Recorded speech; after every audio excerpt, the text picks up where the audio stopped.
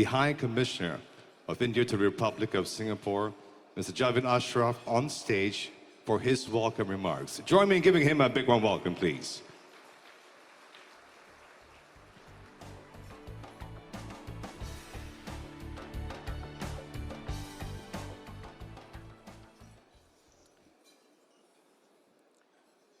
Good evening, everyone. Can we just settle down a bit? For those of you who might not have looked up to notice that this hall now has new chandeliers and it has new carpets. And this renovated hall has been inaugurated today with this great event.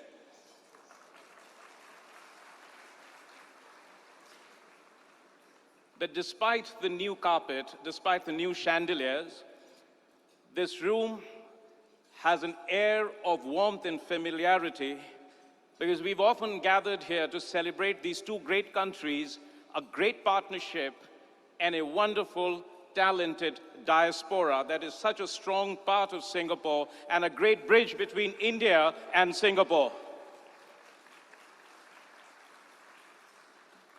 We have just had a glimpse of our connected histories, and we've also seen the moral foundation of India's freedom struggle led by Mahatma Gandhi, whose 150th birth anniversary we are celebrating this year. But it was a moral fiber that inspired people around the world, nations like Singapore, to seek a life of liberty, equality, dignity, and justice. This was also a glimpse of Singapore's extraordinary diversity, something that we share. And so this evening was specially curated also to celebrate yet one important milestone in our connected histories, and that is Singapore's bicentennial, the India-Singapore story over the past 200 years. Your Excellency, Senior Minister and Coordinating Minister for National Security, Mr. Teo Chee Hean, your wisdom and experience is a steady voice of reassurance in these troubled times. And on the streets, in the community centers, and in places of worship, we've also seen your deep connection with community life in Singapore. And the India-Singapore strategic partnership has prospered on the foundation of a deep and comprehensive defense partnership which you have helped craft. So congratulations and thank you very much. You were with us here last January and you gave a rousing vision of what India-Singapore partnership ought to be, and we are deeply, deeply honored to have you with us here today. We have someone very special today who has flown in from Europe just a couple of hours ago to be with us. When I started my career, he was the Director General in charge of the division in which I worked. Since then, I have seen year after year his role as one of India's foremost diplomats, an ambassador to the United Nations at a time when India was a member of the Security Council. He's been one of India's foremost trade negotiators who held the chair of a committee under GATT when he was barely 30, and then went on to become a member of many of WTO dispute settlement mechanisms. Today, he's a minister who's in charge of critical portfolios, housing and urban development, civil aviation, and Minister of State for Commerce and Industry. And the vision that Prime Minister Shri Narendra Modi has for India of putting a roof over everyone's head, of connecting the most remote parts of our country, and of meeting the challenges of the world's most rapidly urbanizing population, it is with Minister of State, Mr. Hardeep Puri.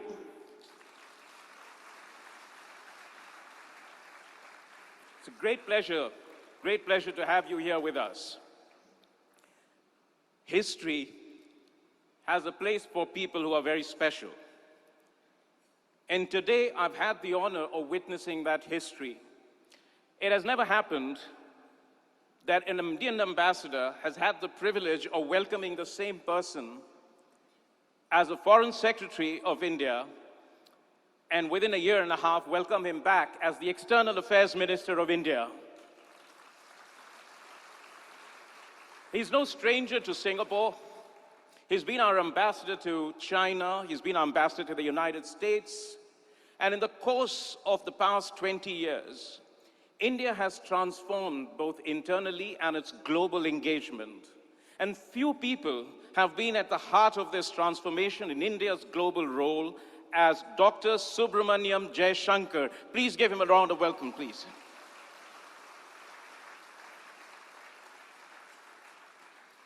It's my also great privilege to welcome Sri Bugana Rajendranath, Minister from Andhra Pradesh, and Captain Dipya Sankar Mishra, Minister of State from the state of Odisha. Ladies and gentlemen, to my diplomatic colleagues, to the dignitaries from Singapore, to this extraordinary delegation of government and corporate and technology delegations from India, a very warm welcome to you this evening, and I hope you're enjoying the show. It's exactly 100 days since Prime Minister Narendra Modi's government returned to power with a stronger mandate, a larger vote, and a higher ambition for India as we head towards the 75th year of our independence, and in a year when we are celebrating the 150th birth anniversary of Mahatma Gandhi. The purpose of this Business and Innovation Summit was to set the agenda for the next 5 years. And what an extraordinary response this has been. India and Singapore already share a very strong strategic partnership. In the course of these 2 days, we will have 25 panels besides ministerial keynotes with over 100 speakers covering every aspect of our bilateral relationship. We have 65 startups from India, many from schools and colleges. We have a total of about 90 startups, including the best from Singapore. We have a registration of 4,500 people that speaks to the interest in this partnership and the potential of what we can build together. And all this would not have been possible without the support of government agencies in India. And we've got 30 representatives from Government of India and state governments. We've got about 40 from the corporate sector and hundreds from the technology sector over here. Without their support, without the support of the Chambers of Commerce, without the support of Singapore government, they've been generous with their support from MTI to Ministry of Foreign Affairs to Enterprise Singapore to Singapore Business Federation to many associations here in Singapore to a wonderful group of volunteers. But I'd like to say a special word of thanks to our generous sponsors, because it is not without them this event on this scale and depth would not have been possible. And their support is actually an act and a commitment of faith in this partnership. And thank you very much. Today, I'd also like to make a special mention of my tiny team in Singapore, the High Commission, which has got infected by the spirit of Singapore, a tiny nation with higher ambitions. So today, I'm really grateful to them for turning out such a magnificent show.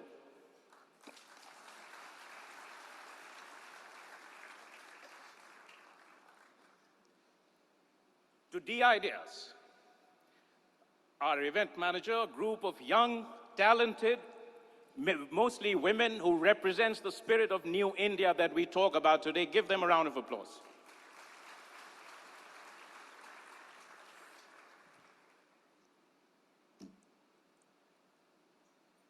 India and Singapore already have a very strong partnership. But as we move towards realizing the vision of Prime Minister Shri Narendra Modi, towards building a 5 trillion economy in the next 5 years, modernizing our economy, and improving and expanding access, empowerment, and inclusion for the remotest and the poorest citizen of India. There is no better opportunity for Singapore and the world, no better land of stability than India. And for India, there is no better gateway to the world than Singapore. And for India and Singapore, for both of us, there is no better time to deepen our strategic partnership in this time of transition and in this time of great disruptions. But today, we will be talking about a new India whose vision Prime Minister Shri Narendra Modi has articulated. It isn't just about the metrics of growth, GDP, investment, trade. It isn't just about the extraordinary transformation in access to the basic needs that we've achieved in the past 5 years. It is also about the surge of aspirations, the tide of expectations, the rise of belief beyond towns and into villages. It is the impatience for change. It is a sense of collective purpose as a nation. It is also about who we are as a country, who we are as a people. And I'd like to point to two things today before we invite Dr. Jaishankar to speak about. 2 days ago, we came within 2.5 kilometers of landing our Vikram on the moon.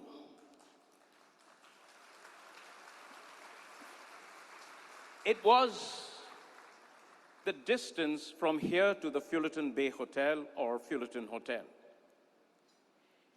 It isn't in the success, but sometimes the character of nation appears in a moment of setback. And in the uplifting leadership that we saw that day, and in the response of the nation that we saw, we felt something more precious than simply landing on the moon. It is the resolve and the cohesion of a new India. And outside, there are 9 kids from schools of India, schools from 6th grade to 9th grade, who are working with the most modern technology of robotics and 3D printing, and who have turned out extraordinary innovation, and they're on display outside. That's also the spirit of New India, ladies and gentlemen. But no one can speak about it today with that deep sense of insight, a wide sense of perspective, as our External Affairs Minister, Dr. S. Jaishankar, who will take us through the idea of India within, the new India within and beyond. And later on, he will be joined in conversation with Mr. Piyush Gupta of DBS Bank. And I must say, in a spirit of disclosure, that the fact that all three of us are from the same college does not prevent Piyush from asking the hardest questions or for you to push the most difficult questions to him. So ladies and gentlemen, let me not stand between you and Dr. S. Jaishankar, the External Affairs Minister of India and a great friend of Singapore. Please welcome him on stage.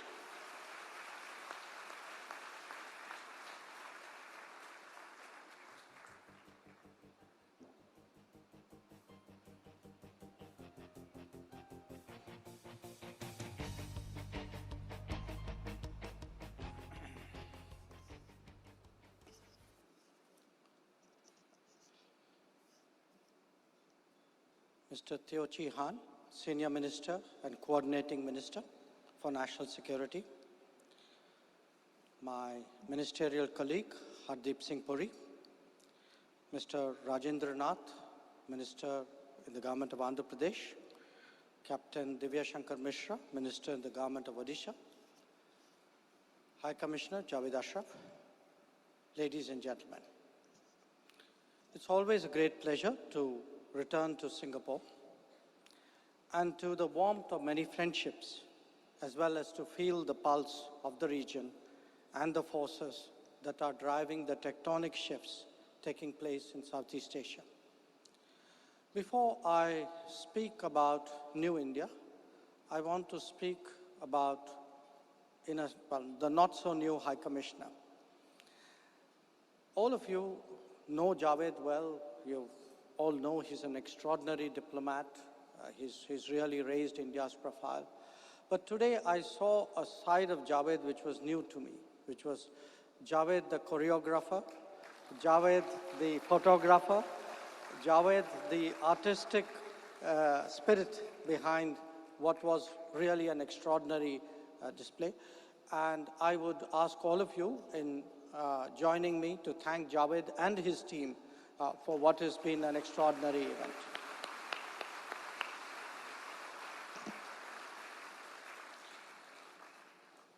In the 10 years since I finished my tenure here, each visit shows me how well India and Singapore have traveled together. Our strategic partnership is free from the constraint of doubts, hesitation, contests, or claims. We neither argue about principles nor need to reassure each other of our intentions. Indeed, our only challenge is to avoid complacency. Our only obligation is to set higher ambitions and devote ourselves to achieve them. As the world enters a phase of multiple global disruptions and transitions, eroding weight of global institutions, weakening multilateralism, and growing pressure on rule-based orders, the imperatives for India-Singapore strategic partnership are stronger than ever before. This is the message that came through clearly in the conversation that I had today with Foreign Minister Vivian Balakrishnan and Tomiko earlier in the morning. This Business and Innovation Summit embodies the spirit of our partnership. Here we see the energy and enthusiasm for this partnership, the quality of human resources, and the depth of expertise that is the source of strength for us, and the power of innovation that will drive our partnership into the digital age. Indeed, the scale, breadth, and quality of this summit is also a reflection of New India. The New India that Prime Minister Narendra Modi embodies is more, as Javed said, than the metrics of its economy: growth, investments, trade, per capita income, important as these are, both as indicators of progress and as a means to transform the lives of people. It is about making a real difference in governance and in our people. The news stories of achievements and accomplishments and the impatience for change and spirit of enterprise are coming out of small towns and villages. The youth today is more engaged, more conscious of the environment, more willing to contribute to society, more committed to nation building, more willing and able to innovate and compete with the best in the world. Women are no longer passive bystanders, but equal and often better participants in the development process and national pursuits, be they sports or space. The digital network is spreading across the country and is unifying us, bridging distance between city and village, between the rich and poor. There is a greater sense of national cohesion as a more pan-India consciousness and aspiration overlays diverse identities. Scale and magnitude of a task is no longer a deterrent to its pursuit. Problems are no longer allowed to fester. No region, no community, no group will be left behind in our pursuit of modernity and progress. The demands of better governance and faster development have prompted changes in respect to the state of Jammu and Kashmir, modifying temporary laws that had become more of a barrier than a bridge. In the course of the last few years, people have demanded and got a clean, transparent, decisive, responsive, and proactive government. The power of digital diplomacy is transforming governance and public delivery of services and making it more citizen-centric and participatory. It has also enabled us to address what once seemed to us intractable problems and impossible dreams. Economic performance is becoming a determinant of political success at the state level too. And in the spirit of competitive and cooperative federalism, states too are competing for resources, investments, and jobs. There is a new sense of partnership between the center and states that is so essential for India's progress. Many of the development initiatives today are successful because they have ceased to be only government initiatives and become a people's movement. Millions voluntarily gave up their ownership of subsidized cooking gas so that it could go to the poorer sections of the population. The achievements of the past 5 years speak for themselves. In 2014, Prime Minister Modi gave a call for a Clean India campaign of universal access to sanitation. Since independence, the absence of sanitation has become an accepted fact of life. But in 5 years, we have built 96 million toilets, expanding the coverage from less than 40% of the population to today over 90%. We have built 15 million affordable rural homes and are building 20 million more, adding 195,000 kilometers of rural roads that now connect 97% of all habitats in the country, provided 80 million women with free cooking gas connections, provided 200 million microcredits, of which nearly 75% went to women. And yes, we have added 360 million new bank accounts. These are not just bank accounts, but are also a source of opportunity, identity, and dignity. More than $60 billion in direct benefit transfers from the government have flown into these accounts. Millions of farmers, small merchants, and workers are now connected to age-old pension and insurance. India's success in financial inclusion, creating a digital identity for 1.2 billion people, and establishing the most sophisticated digital payment infrastructure is a matter of global recognition. It is one that works even for someone who doesn't have a phone, but just has Aadhaar. We launched the world's largest healthcare system, Ayushman Bharat, that will cover 500 million Indians with medical care. It seemed audacious to even conceive of it. There was expectedly a high level of cynicism about our ability to finance and implement it. But it is quickly becoming a reality on the strength of governance, digital system, and people's involvement. Nothing demonstrates the change in sentiment or the new belief in the possibility of scale more than our new national mission, providing water in every tap and covering the 50% of the population, over 600 million, who do not have access to potable water delivered at home. It is no longer dismissed as a grandiose idea that will remain on paper, but one that is achievable within a set time frame. Today, the collective national endeavor is extending to many other things, giving up single-use plastic, avoiding chemical fertilizer, shifting from cash to digital payments, switching to LED bulbs, conservation of water, all that involves a change of behavior and must necessarily be a partnership between the people and the government. So the new India is not a government project, but a national endeavor based on dreams, energy, drive, talent, hard work, skills, enterprise, and innovation of all sections of society. To achieve our objective, economic growth matters. It is the principal objective of the government, and we have set a target of $5 trillion by 2024. There were two ways to look at this. One, that we have moved up from a $2 trillion economy to one closer to another $3 trillion in 5 years. So our target is not beyond our reach. Two, this is the first time we are setting ourselves a clear target or goal.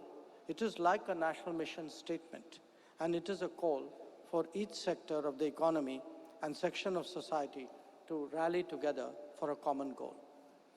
This is a government that will not shy away from bold decisions. It implemented the GST, the biggest tax reform in decades, in the complex setting of a central government and 29 state governments, and competing economic demands in a resource-constrained environment. It has repealed more than 1,450 laws since 2014, and 60 since it returned to office 3 months ago. It has introduced the Insolvency and Bankruptcy Code, a quick, transparent, and market-driven approach to resolve stressed assets and release both funds and productive capacity for the economy. But it is doing something more. It is reforming the corporate sector, making it more accountable and responsible. It will, in the long run, make it cleaner and more efficient and innovative. And it will improve the ability of banks to recover loans and keep the engine of the economy running. This confidence also stems from the new generation of entrepreneurs, iconoclastic, attitudinally different, committed to innovate, benchmarking itself to world standards, and keen to launch and support startups. Around 60 startups from India are in the exhibition today outside this hall. Some are from schools and colleges. Over 5,000 Atal Tinker Labs with the most advanced technology and equipment set up by the government in schools are producing the future innovators of India. In a country of India's size, scale and speed is important. And it is changing the landscape of infrastructure in India, from national highways to aviation and railways, from ports to inland waterways, from power grids to digital networks. As we take a leap into the new economy, India is today the fastest growing market for renewable energy and has the cheapest data cost in the world. That has also changed our own belief in the scale of projects that we can conceive and execute. And as we embark on what would be an urban century for India, urbanization is receiving attention as economic opportunity and challenge and environmental concern as it has never had before. Perhaps the most encouraging sign of India is the renewed emphasis on the quality of education in schools, colleges, and university, and now on basic research. This was in a drift for some time, and we have focused more on expansion and also increasingly brought it under state direction. Just as a new India seeks growth, prosperity, and transformation in the lives of all its people, it also wants a strong, secure, and united India that can confidently deal with its challenges, meet the world on equal terms, and fulfill its responsibility and role. And a more engaged and proactive India is indeed responding to these expectations. It is a country that is prepared to defend itself with its strength, but will also deal with the world on the basis of its pluralist and inclusive ethos and democratic values. We demonstrated our will to defend ourselves against terrorism and against unilateral efforts to change ground situations that could have an irreversible impact on our security. The new decisiveness is also evident in our humanitarian efforts. When a devastating earthquake struck Nepal in April 2015, our aircraft with rescue and relief assets were airborne within a few hours. When war broke out in Yemen, our naval ships pulled out citizens from 48 countries. It is also reflected, for example, in our new approach to climate change. We have gone from being defensive to setting the agenda, and together with France have created the new global International Solar Alliance. This addresses combating climate change and dealing with its impact a global possibility by offering affordable solutions, not just demanding adherence to a global compact. For long focused on continental security challenges, we have now turned our attention, again as never before, to our maritime domain, which has shaped so much of our history. We have articulated a new vision for a prosperous, secure, and inclusive Indian Ocean region. We have redefined our strategic geography to the Indo-Pacific region in response to the growing geopolitical and geo-economic reality, as also to the boundaries of our vital economic and security interests. The ASEAN region will always remain central to our vision of the Indo-Pacific, and it would suit everyone's interest if ASEAN's unity and centrality is maintained. As you just saw in the cultural show, India has traveled an ancient route to this region. The links are natural. And as India's economy grows and we become more outward oriented, our links with and our presence in and our commitment to this region will continue to grow.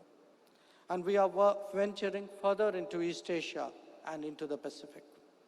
In West Asia, we have shed some of the imagined constraints of the past and have transformed our relationship with the Gulf countries, Israel and Iran, all at the same time. In Africa, sustained high-level visits is backed by an opening of 18 new embassies and stronger delivery on development projects. The biggest challenge today is the disruptive consequences of great power rivalry. None of us, big or small, want it. None will gain from it. We are building independent relationships with all major powers, clear about our interests and committed to our principles. Adherence to international law and norms and support for multilateralism will remain the guiding principles of our outlook. It is also essential for us, as we seek a predictable and stable global environment for these principal objectives of our foreign policy, to support India's national economic transformation. That also applies to the multilateral trade regime. India will remain open, and it will also seek to define the terms of her trade arrangements that suit her strengths and interests in the same way that others do. There is something else that is new. Our connection with the Indian diaspora has deepened significantly, and as has our ability to provide services abroad to Indians and to others. Everyone knows that assistance is just a tweet away. Today, we care as much for a stranded worker as for a harassed woman abroad. At the same time, we expect our diaspora, citizens and others, to be model residents in their adopted homes. Our engagement also reflects a higher consciousness of our civilizational identity, but never an exclusivist one, and our cultural and spiritual links with the world from East Asia to West Asia. Or, for example, we have explored the old Buddhist links across Asia that can revive a new path to peaceful coexistence. In conclusion, let me say that the new India is as much about intangible changes as about more concrete symbols of progress. It is as much about changes in attitude and behavior as about rapid growth in infrastructure, manufacturing, or digital technology. Governance has to be a key component of that change, and it is happening in tackling corruption, in improving decision-making, in reducing the burden of government on people, and in becoming more accountable to our citizens. Trust me, the bureaucracy is already feeling the difference. The challenges are not simple. It is easier to change laws and rules than mindsets, but it is happening. And at the heart of this new India is self-belief, belief that is permeating through all sections of society. There is an element of inspiration from Singapore's own story. It was in this silent tribute that Prime Minister Narendra Modi came here for founding Father Lee Kuan Yew's funeral in March 2015 and declared public mourning in India. But the future will ask more from both of us, because we share so much in common, as much in history as in our shared vision for the world. And we can contribute to our region more when we can do more with each other.